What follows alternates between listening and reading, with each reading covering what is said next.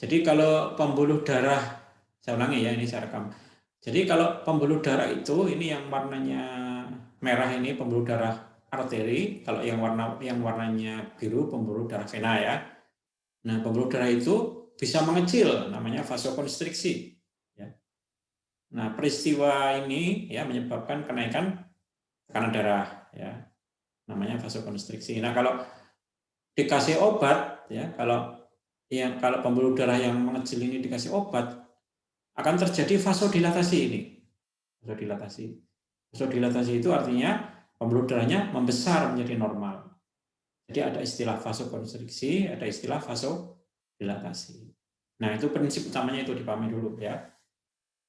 Itu mengenai hipertensi itu seperti itu. Jadi hipertensi itu terjadi karena adanya vasokonstriksi gitu ya. Ya, itu. Oke, sekarang saya masuk ke obat-obatnya secara langsung ya. Kita masuk obatnya tapi secara global dulu ya. Secara global, obat-obat hipertensi itu apa saja ya. Kamu mulai menghafalkan saja ini ya, menghafalkan.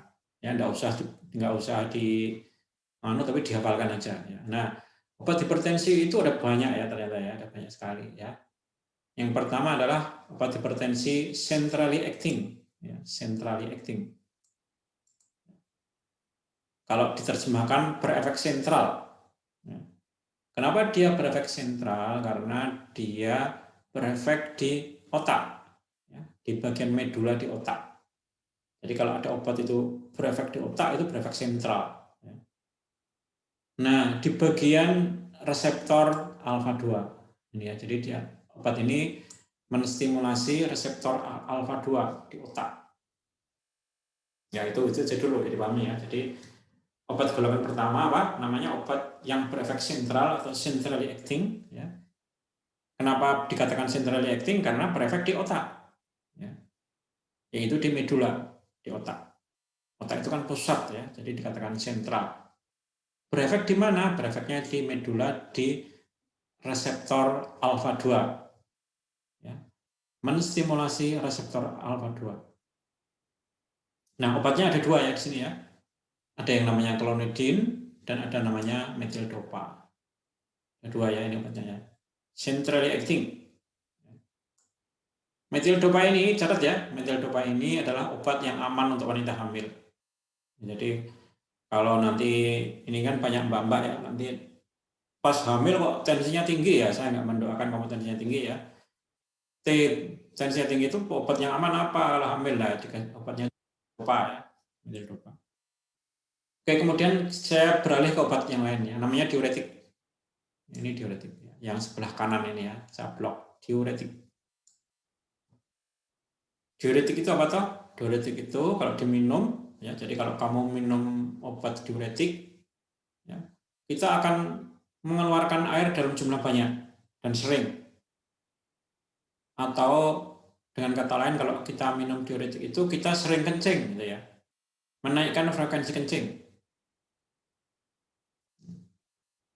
Jadi itu intinya, cara kerjanya seperti itu. Nah, kemudian secara spesifik, diuretik itu akan menyebabkan penurunan kadar garam atau natrium dalam tubuh kita. Jadi kalau kamu minum diuretik itu, jumlah garamnya itu akan dikurangi atau diturunkan.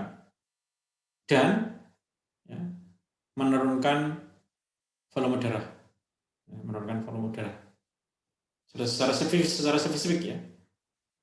Jadi kalau orang itu natriumnya itu diturunkan jumlahnya, ya, otomatis cairannya jadi bocor. Ya. Jadi kalau kita itu ngurangi makan natrium, ya, ngurangi makan garam atau menurunkan natrium, itu cairannya banyak yang keluar, ya, cairan karena natrium atau garam itu menahan air. Ya, jadi garam itu menahan air. Makanya kan kamu sering dengar kan orang hipertensi itu harus mengurangi makan garam, ya. Ya kan? Nah, kalau orang itu mengurangi makan garam, cairannya banyak yang keluar, ya. Kencingkan tadi, ya. Kencingkan, ya. Terutama dikeluarkan lewat air kencing. Kalau cairannya banyak yang keluar, kan otomatis beban kerja dari jantung kan berkurang, ya. Sehingga tensinya turun. Nah, itu diuretik ya, itu diuretik itu ya. Diuretik adalah obat yang bisa menurunkan jumlah garam dalam tubuh kita dan menyebabkan cairan banyak keluar. Ya. Kemudian contohnya diuretik itu apa? Contohnya adalah spironolakton, ya, diuretik. Spironolakton. Ini contoh diuretik ya. Ini saya blok aja spironolakton. Ada lagi namanya thiazid, ya. Diuretik namanya thiazid. Jadi ada thiazid, ada spironolakton. Ya, tulisannya gini ya. Ini perhatikan gambarnya thiazid, dan spironolakton. Nah, kalau thiazid itu, kalau di Indonesia itu namanya hidroklorothiazid atau HCT ya. Jadi di Indonesia itu diuretik yang sering dipakai, yang golongan thiazid adalah hidroklorothiazid atau HCT. Ya, itu apa namanya itu? Diuretik ya. Ya, itu diuretik. Itu. Nah, kemudian yang ketiga, ya, namanya beta blocker yang di sebelah kiri ini saya blok ya. Beta blocker. Ya, beta blocker. Kalau blocker itu ngeblok ya, ngeblok. Kalau diterjemahkan blocker itu ngeblok atau menghambat ya. Jadi blocker itu menghambat atau ngeblok. Yang diblok apa? Yang diblok itu namanya reseptor beta. Ya. Yang diblok itu reseptor beta. Ya. Nah, saya jelaskan sedikit ya. Apa tuh reseptor beta itu? Ya. Ini reseptor beta ini ada di sini ya. Ini ada reseptor beta di sini. Beta satu reseptor. Ya. Apa toh fungsi dari beta reseptor? Ya. Ya, beta reseptor itu ya, menstimulasi syaraf simpatik. Ya, beta reseptor menstimulasi saraf simpatik. Saraf simpatik itu, coba lihat gambarnya, menyebabkan vasokonstriksi. Ini ya. Jadi saraf simpatik itu menyebabkan vasokonstriksi atau penyempitan pembuluh darah. Artinya, keberadaan beta reseptor ini menyebabkan terjadinya vasokonstriksi atau penyempitan pembuluh darah. Kalau pembuluh darah yang menyempit, terjadi kenaikan tekanan darah. Nah, sehingga oleh karena itu, obat-obat golongan beta blocker ya, ini adalah obat-obat yang bekerja secara tidak langsung ya, menghambat aksi atau kerja dari saraf simpatik. Di mana saraf simpatik sendiri adalah saraf yang memicu terjadinya apa? Vasokonstriksi gitu ya. Oke, kemudian dicatat ya. Beta blocker tadi itu ya. Contohnya apa beta blocker? Contohnya adalah propanolol ya. Propanolol ini tidak selektif. Ya. Kenapa tidak selektif? Karena propanolol memblok beta 1 dan beta 2. Jadi dia nempel di reseptor beta 1 dan nempel di reseptor beta 2. Sehingga dikatakan tidak selektif. Ya, dua-duanya ditempelin sehingga enggak di. Kalau yang selektif itu hanya beta 1 saja yang diblok. Contohnya apa ini? Atenolol, ya, metoprolol, dan bisoprolol. Perhatikan ya, namanya diakhiri dengan huruf lol. Ya. Jadi obat-obat golongan beta blocker namanya diakhiri dengan huruf lol. Propanolol, atenolol, metoprolol, dan bisoprolol. Ya, kemudian yang keempat ya, golongan vasodilator. Nah, yang keempat ini apa? Golongan vasodilator. Seperti namanya ya, obat ini adalah menyebabkan apa? Vasodilatasi. Ya, seperti namanya, obat ini menyebabkan vasodilatasi.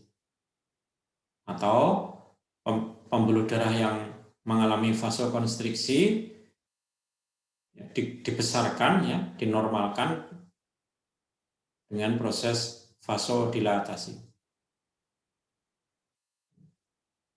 Oke, Oke, sekarang sebelum saya lanjutkan ya, saya akan mengulangi lagi mengapa kok pembuluh darah mengalami vasokonstriksi. Mengapa pembuluh darah mengalami penyempitan sehingga tekanan darahnya naik. Itu kan pertanyaan yang itu tak. Nah, penyebabnya itu prinsipnya ada dua. Prinsipnya ada dua ya. Penyebab kenapa pembuluh darah itu mengalami vasokonstriksi adalah ada dua hal yang menyebabkannya. Yang pertama adalah kerja dari saraf simpatik. Ya. Kerja dari saraf simpatik. Saraf simpatik itu kalau aktif ya, menyebabkan vasokonstriksi. Ya, gitu ya. Nah, saraf simpatik ini diaktifkan oleh ya, dua macam reseptor. Saraf simpatik itu diaktifkan oleh dua macam reseptor, yaitu reseptor alfa 2 tadi di atas ya, reseptor alfa 2 di atas,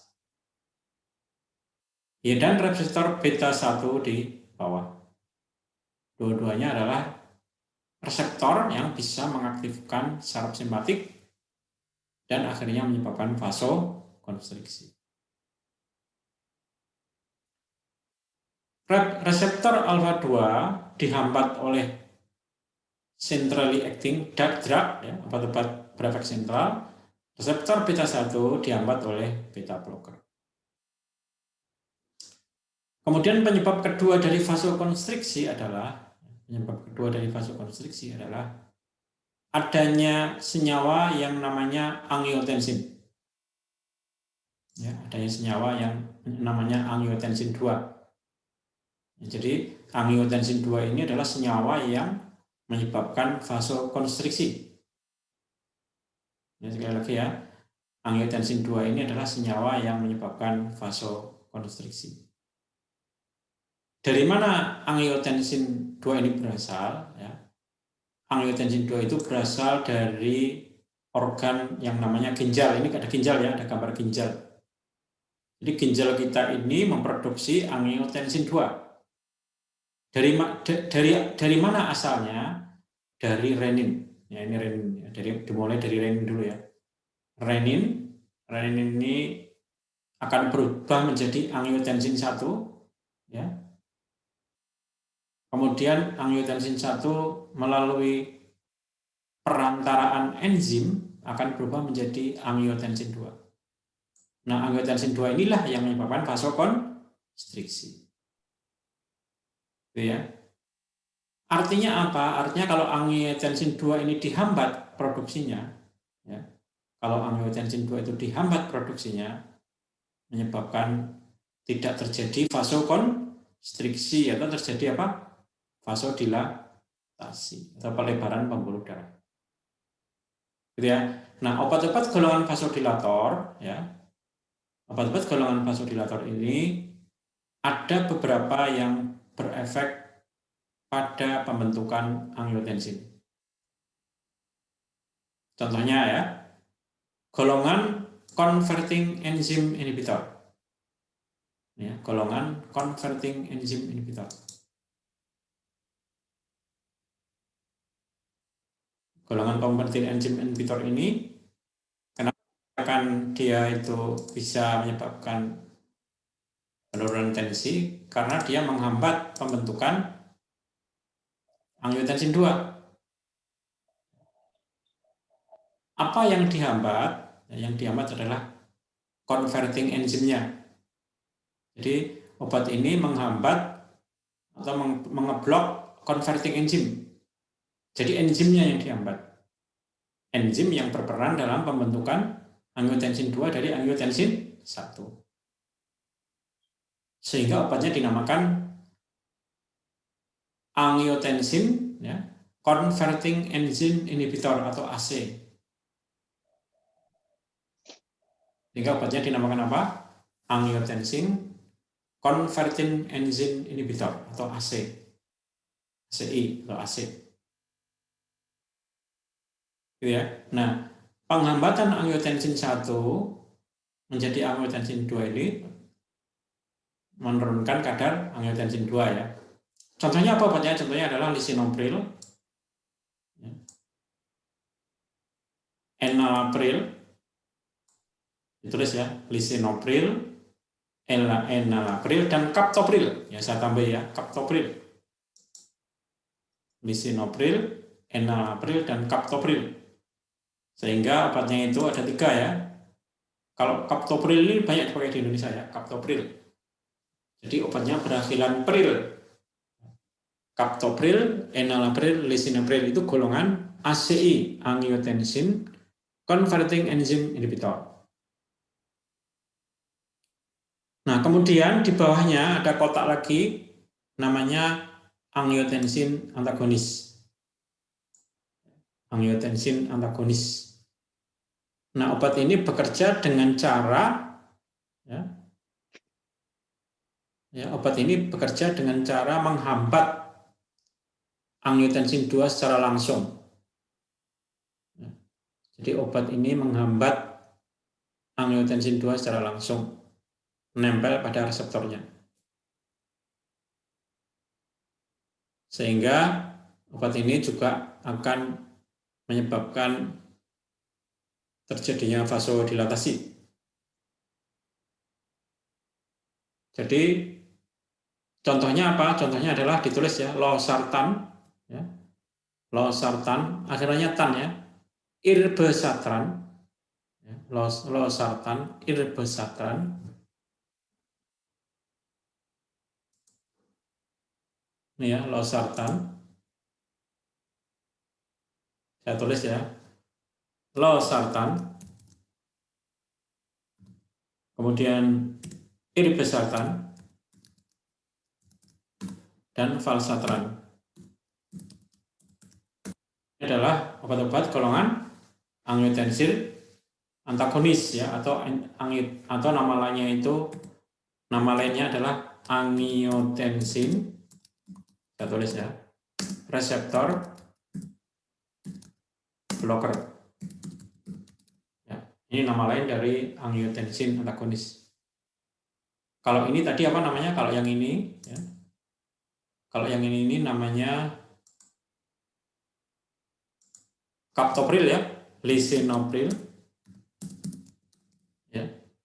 Captopril. Ya. Enalapril. Ini contoh dari obat-obat apa? Angiotensin converting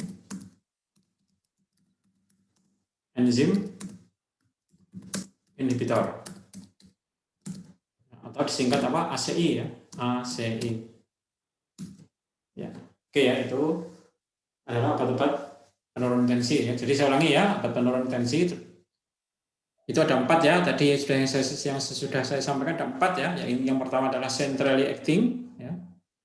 Yang kedua adalah beta blocker, yang ketiga adalah diuretik, yang keempat adalah vasodilator. Vasodilator di sini ada 2, yaitu angiotensin converting enzyme inhibitor dan angiotensin antagonis atau angiotensin reseptor blocker. Itu adalah obat-obat hipertensi utama ya, 4 itu. Ya, oke ya. Kemudian saya lanjutkan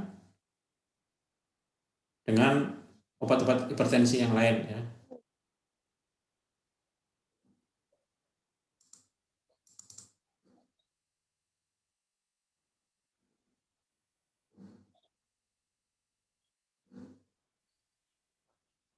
Ya, saya ulas sedikit obat hipertensi yang lain ya. Ini hilang malah gambarnya, sebentar.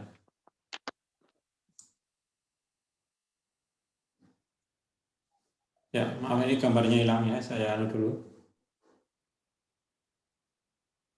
Saya lihat gambarnya dulu. Mungkin sambil saya nyari gambar, ada yang mau ditanyakan? Ya, ini gambarnya malah hilang. Bentar.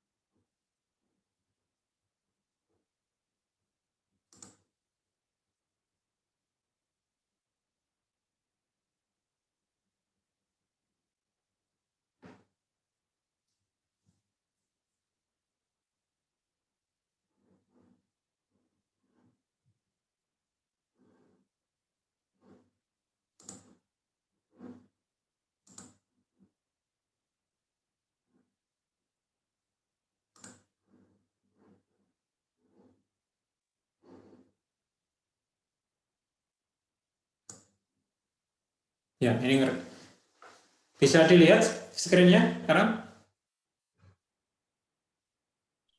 Bisa, Pak. Ya, saya jelaskan lagi ya. Saya jelaskan lagi. Pertama mengenai obat golongan beta blocker. Saya jelaskan lagi ya. Mengenai golongan beta blocker. Ya. Yang pertama, obat golongan beta blocker itu dicatat ya. Tidak cocok untuk orang usia lanjut. Ya, tidak cocok untuk orang usia lanjut. Tidak cocok untuk penderita asma karena dapat memicu terjadinya asma. Nanti bisa Anda lihat di PDF-nya ya. Nah, kemudian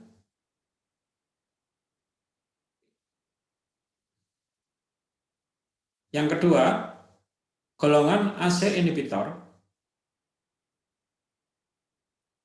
seperti captopril tadi sudah ya. Captopril, lisinopril itu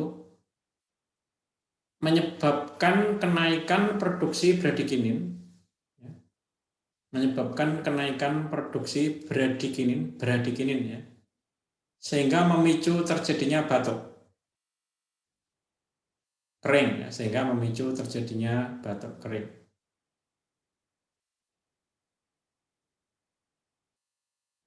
Itu golongan AC inhibitor.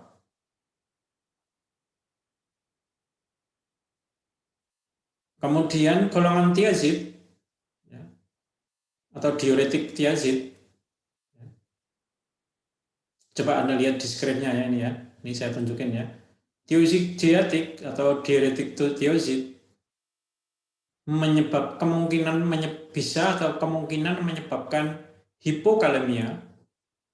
Hipokalemia itu kadar kaliumnya turun, penyakit diabetes, dan penyakit encok atau kout. Saya ulangi ya.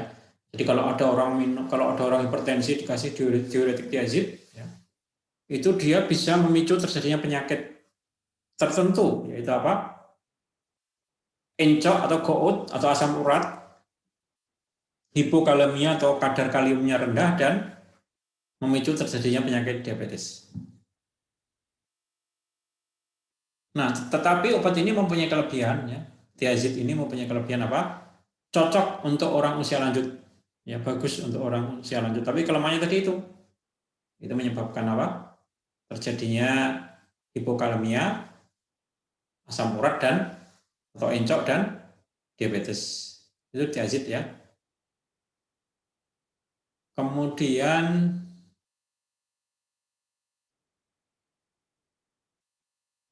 di sini kemudian apa namanya itu? Uh, golongan centrally acting, ya, golongan centrally acting atau obat-obat yang berefek sentral, misalnya metildopa. Metildopa itu cocok untuk wanita hamil, ya, aman untuk wanita hamil.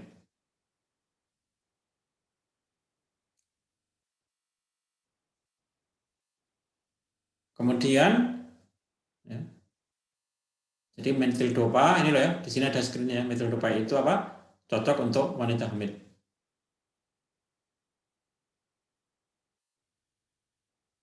Kemudian saya lanjutkan pada kasus hipertensi krisis, ya. Pada kasus hipertensi krisis atau acute severe hypertension atau hipertensi krisis, di mana tekanan darahnya di atas 180, maka diobati dengan hidralazin. Nah, diobati dengan hidralazin. Jadi hipertensi krisis itu terjadi pada wanita hamil ya yang mengalami eklamsi ya. Jadi kalau ada wanita hamil atau pregnancy yang mengalami eklamsi itu kelainan ya. Itu tensinya kan tinggi sekali. Itu obatnya adalah hidralazin. Ini di screen-nya sudah tak perlihatkan ya. Hidralazin ya, digunakan untuk apa? Untuk krisis hipertensi.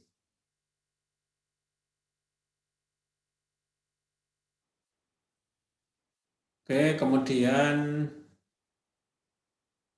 ini saya potong-potong aja ya biar cepat.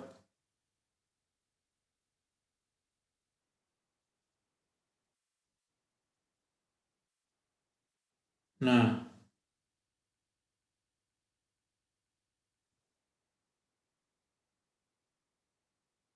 itu ya sekilas tentang obat hipertensi ya. Ini materinya saya ringkas gitu aja ya. Saya ringkas itu aja. Kemudian saya tambahi lagi sedikit ya terkait kalsium channel blocker ya. Golongan ini belum tadi, maaf ya, ada satu golongan yang belum saya bahas ya, namanya kalsium channel blocker atau CCP. Ya ini ya. Kalsium channel blocker atau CCP ini ya di bawahnya angiotensin ya, ini saya blok ya. Kalsium channel blocker ya. Singkatannya CCP. Kenapa dinamakan kalsium channel blocker? Ya. Kenapa dinamakan golongan kalsium channel blocker? Karena obat ini menghambat masuknya kalsium ke dalam sel. Ya, dikatakan blocker. Ya. Ngeblok, menghambat masuknya kalsium di dalam sel. Ya, sehingga efeknya adalah apa? Karena obat ini mencegah terjadinya masuknya kalsium dalam sel sehingga menyebabkan otot arteri itu mengalami relaksasi ya. Otot arteri itu mengalami relaksasi sehingga terjadi vasodilatasi. Ya, namanya apa? Obatnya golongan kalsium channel blocker. Apa? Obatnya ada 3 ya. Ada banyak sebenarnya ya. Ini di sini ada 2 ya. Nifedipin contohnya ya. Amlodipin. Ini sebenarnya banyak banget tapi ini tak sebut saja 2. Nifedipin, amlodipin ini apa? Efeknya apa? Dia akan menyebabkan otot arteri itu mengalami relaksasi. Termasuk golongan obat apa? Kalsium channel blocker. Disingkat CCP. Mencegah apa? Ion kalsium masuk ke dalam sel. Ya, mencegah ion kalsium masuk ke dalam sel.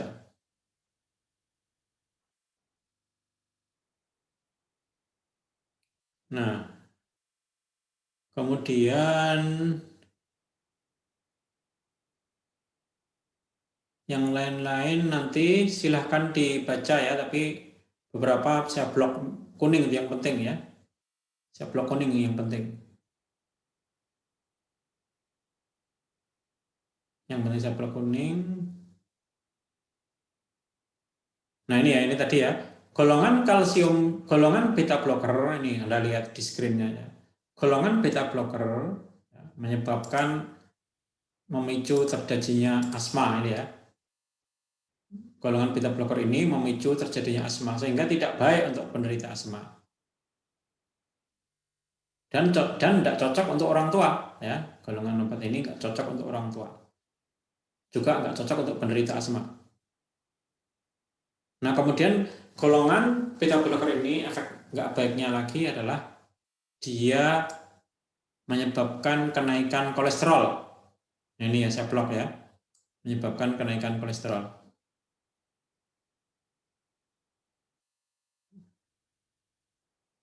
Dan menyebabkan kenaikan trigliserid. Jadi obat ini mempunyai efek samping 3 ya, saya ulangi. Menyebabkan asma, memicu asma atau memprovokasi asma sehingga tidak cocok untuk penderita asma, dan yang lain adalah menyebabkan ada kecenderungan ya, terjadi kenaikan trigliserid dan kolesterol kalau minum obat ini.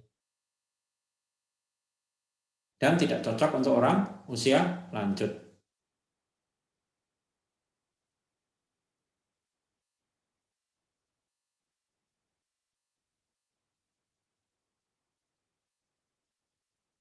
Nah, apa namanya itu? Satu lagi saya tambahkan, untuk obat ini yang bagus adalah beta blocker yang selektif berarti ya.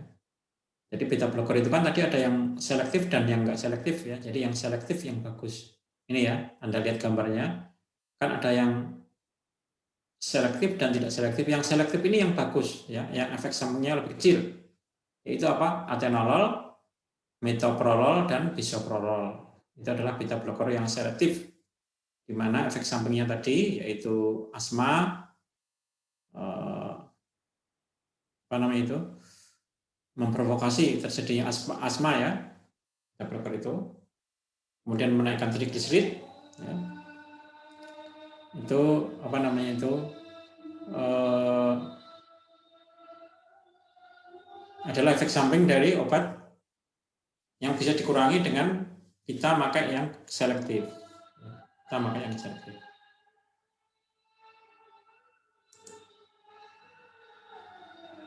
Ya, ini ya, kita lanjutkan ya untuk obat penurun kolesterol.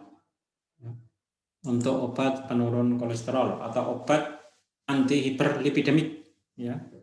Obat anti hiperlipidemik atau penurun kolesterol. Seperti tadi saya akan menjelaskan sesingkat mungkin ya, karena materinya banyak.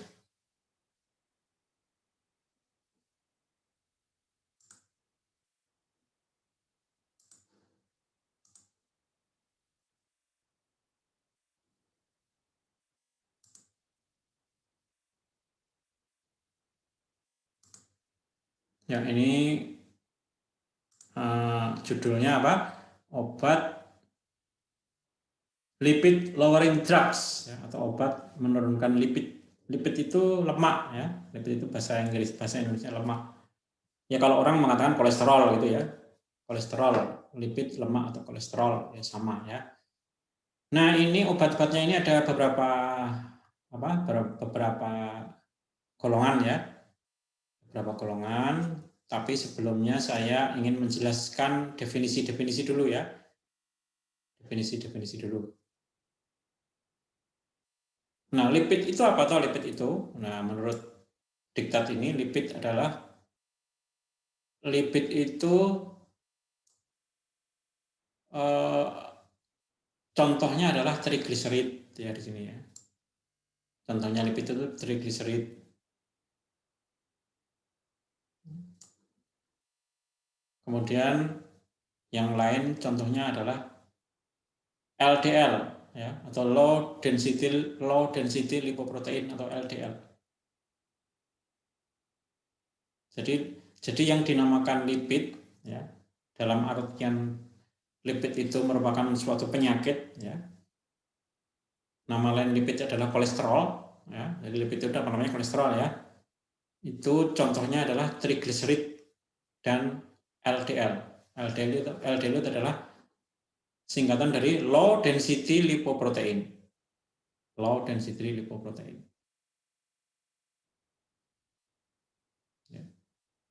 Nah, kedua macam kolesterol ini menyebabkan penyakit. Ya, kedua macam kolesterol ini menyebabkan penyakit. Jadi penyakitnya apa? Penyakitnya itu mereka numpuk di pembuluh darah. Jadi membuat pembuluh darah itu sempit atau kecil. Ya. Membuat pembuluh darahnya itu sempit atau kecil. Namanya apa namanya? Aterosklerosis ya. Namanya aterosklerosis ini ya. Jadi keberadaan dari lihat ini ya, keberadaan dari apa namanya itu? Keberadaan dari trigliserid dan LDL yang menyebabkan aterosklerosis. Apakah aterosklerosis itu? Aterosklerosis adalah penyempitan pembuluh darah karena ada tumpukan kolesterol.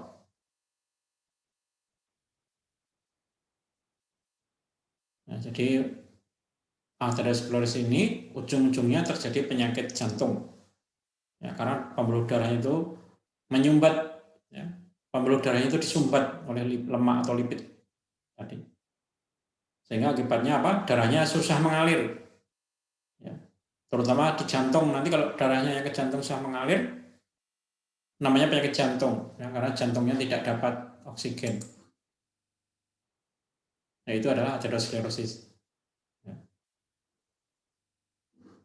Kemudian dengan menurunkan kadar kolesterol, ya, dengan menurunkan kadar atau mengurangi kadar trigliserid, ya, dan mengurangi kadar LDL, maka otomatis akan menyebabkan terjadinya penurunan aterosklerosis. Jadi aterosklerosis tadi itu apa?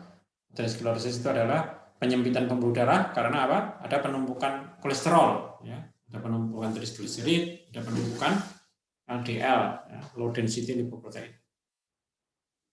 Itu singkatnya itu aja. Kemudian indikasi dari orang terkena penyakit kolesterol, ya, indikasi orang terkena penyakit kolesterol adalah ini, ya, Anda lihat di sini, terjadi kenaikan LDL, ya, terjadi kenaikan trigliserid, ya, jadi orang itu dikatakan kena penyakit lipid atau kena penyakit kolesterol itu apa parameternya? Parameternya adalah kenaikan LDL dan kenaikan trigliserid. Jadi kalau LDL-nya di atas 150, trigliseridnya di atas 130, orangnya dikatakan terkena penyakit kolesterol. Dan kenaikan HDL. Jadi dan penurunan HDL. Jadi gini ya, saya ulangi ya. Orang itu dikatakan kena kolesterol kalau LDL dan trigliseridnya naik dan HDL-nya turun. Ya, HDL itu high density lipoprotein-nya turun. Ya. Itu ya, jadi sehingga oleh karena itu obat itu fungsinya adalah apa? Menurunkan trigliserid, ya, menurunkan LDL dan menaikkan HDL. Saya ulangi ya, obat-obat hiperlipidemia atau lipid lowering drugs itu fungsinya apa? Menurunkan LDL, menurunkan trigliserid, dan menaikkan HDL. Kenapa begitu? Karena kalau orang LDL dan trigliseridnya tinggi dan HDL-nya itu rendah, itu orangnya akan mengalami penyakit kolesterol atau aterosklerosis. Itu prinsip yang harus kita pahami ya. Prinsip yang harus kita pahami. Kalau ingin mempelajari obat lipid lowering drugs atau obat-obat yang menurunkan kadar lipid, kadar kolesterol ini ya, lipid. Nah, sekarang langsung aja ya saya bahas obat-obatnya. Saya bahas langsung obat-obatnya. Yang pertama adalah ini kanan atas, HMG CoA inhibitor. Ya. HMG CoA inhibitor. Obat ini bekerja dengan cara, ya, HMG CoA inhibitor itu bekerja dengan cara mengurangi produksi kolesterol di liver.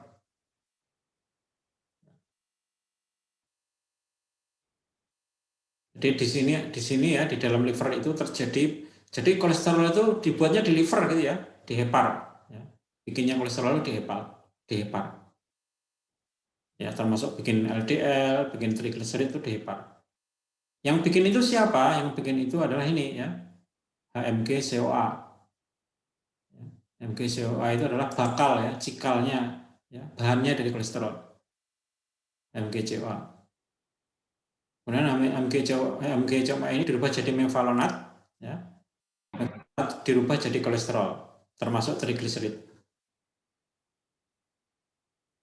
Nah, obat golongan HMG CoA inhibitor ini mencegah pembentukan mevalonat dari HMG CoA. Maka dinamakan HMG CoA inhibitor. Nah, keterangannya obat ini adalah obat utama atau obat pilihan utama untuk mengobati kolesterol. Saya ulangi ya, obat ini adalah obat utama atau obat pilihan utama untuk mengobati kolesterol. Contohnya ya adalah atorvastatin, ini ya. simvastatin, dan pravastatin. Ini adalah obat-obat yang menurunkan kolesterol di liver. Namanya adalah golongan HMG-CoA inhibitor atau golongan statin. Ya, karena namanya diakhiri dengan statin. Jadi namanya ada dua ya buat ini ya, golongan HMG-CoA inhibitor atau golongan statin. Yang merupakan obat utama untuk mengobati penyakit kolesterol. Ya, saya lanjutkan ya. Kemudian yang kedua, golongan anion exchange resin ya. Golongan anionic exchange resin. Ini ya. Obat ini bekerja pada empedu. Ya, jadi kalau tadi bekerjanya pada hepar ya, tadi yang golongan statin, kalau golongan anionic exchange resin ini bekerja pada empedu. Ya.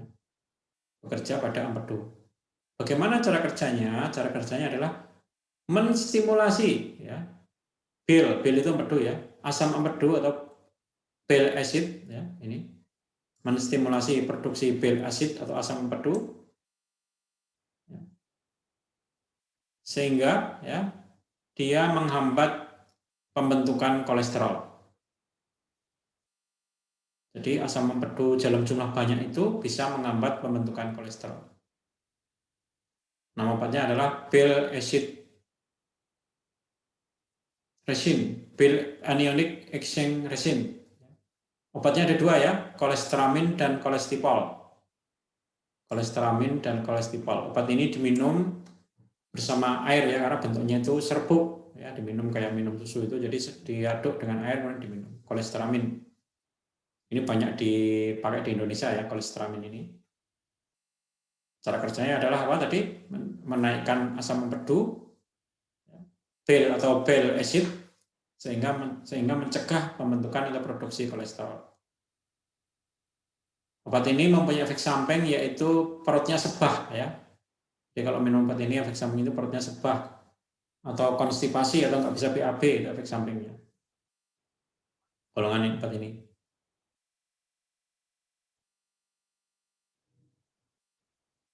Kemudian yang ketiga, golongan fibrat. Yang kanan ya. Golongan fibrat. Golongan fibrat ini seperti namanya ya, ada yang namanya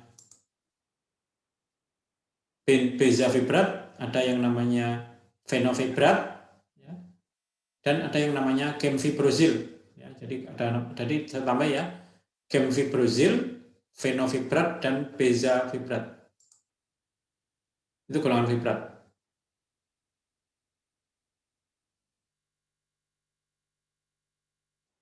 Nah, golongan fibrat ini adalah obat yang digunakan untuk menurunkan trigliserid. Ya. Golongan fibrat ini adalah obat yang digunakan untuk menurunkan trigliserid. Ya, jadi dia efeknya untuk menurunkan trigliserid itu bagus, ya. Kuat.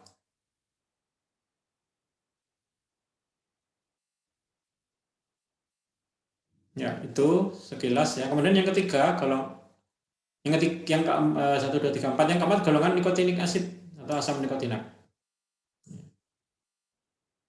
Ya, ini nanti kita bahas di bawah ya, golongan asam nikotinat. Kemudian yang kelima, golongan inhibitor obat yang menghambat penyerapan kolesterol.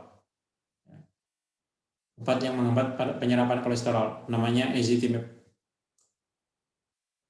Ya, jadi itu prinsip dari obat-obat penurun kolesterol, ada 5 ya, soalnya ada 5. Yang pertama adalah golongan statin, ini ya. Golongan statin ini atorvastatin, simvastatin. Pravastatin adalah obat utama untuk pengobatan lipid ya, kolesterol. Obat ini bekerja dengan menghambat pembentukan kolesterol di liver atau hepar. Kemudian yang kedua golongan anionic exchange resin, ya, obat ini bekerja dengan menstimulasi pembentukan asam empedu sehingga memicu penurunan kadar kolesterol di hepar. Yang ketiga golongan fibrat, obat ini bekerja dengan cara menurunkan trigliserid, salah satu lemak, salah satu lipid yang menyebabkan arteriosklerosis.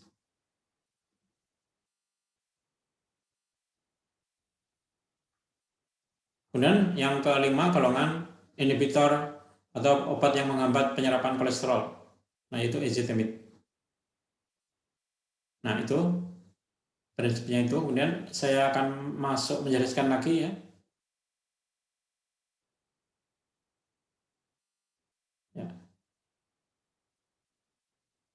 Nah, ini ya, ini saya terjemahkan ya. Ada hubungan ya, ada hubungan yang erat antara kenaikan LDL, ada hubungan yang erat antara kenaikan LDL dan terjadinya arteriosklerosis. Jadi arteriosklerosis ini akan semakin kuat kejadiannya kalau LDL-nya naik.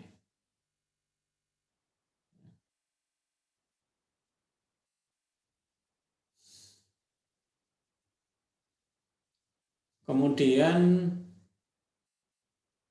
asam nikotinat atau nikotinic acid, ya, tadi sudah saya singgung ya, adalah obat yang bisa menurunkan VLDL. Ya, VLDL itu adalah bahan baku pembentukan trigliserid. Jadi nikotinic acid itu adalah bahan baku pembentukan nikotinic acid adalah obat yang menurunkan produksi VLDL, di mana VLDL itu adalah bahan baku trigliserid.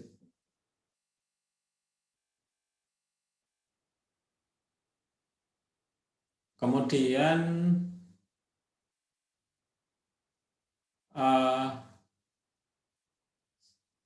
ini tadi saya ulang lagi ya. Untuk golongan fibrat ya, ada yang namanya gemfiprozil, ada yang namanya bezafibrate, ada yang namanya vinofibrat.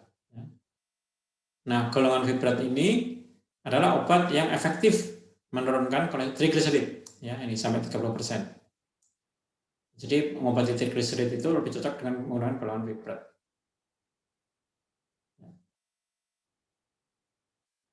Kemudian golongan nikotinic acid, ya, ini dikatakan dia menurunkan VLDL, ya, very low density lipoprotein, dan bisa menurunkan trigliserid juga. Jadi obat penurun trigliserid itu sebenarnya yang paling bagus adalah golongan fibrat ya, sebenarnya, dan golongan asam nikotinat juga bisa.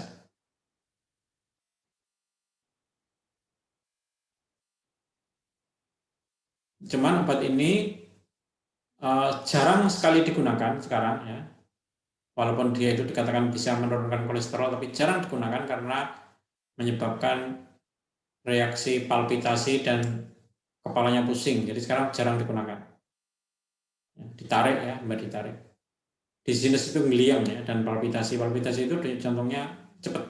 Ya, jadi almost never use, tapi jarang sekali digunakan nikotinic acid ini. Kemudian tadi ini ya, ezetimibe itu adalah obat yang menghambat absorpsi kolesterol ya. Jadi dia otomatis dia menghambat itu menurunkan arteriosklerosis. Nah, saya ulangi ya. Kemudian saya ulangi lagi, kesimpulannya adalah ya. Kesimpulan pertama adalah apa? Golongan statin ya adalah obat utama untuk pengobatan hiperlipidemia. Golongan statin ini adalah obat yang efektif menurunkan LDL. Ya. Kalau golongan yang menurunkan trigliserid itu kan golongan fibrat ya, tapi yang menurunkan LDL itu adalah golongan statin, dan ini adalah obat utama ya, untuk mengobati penyakit kolesterol.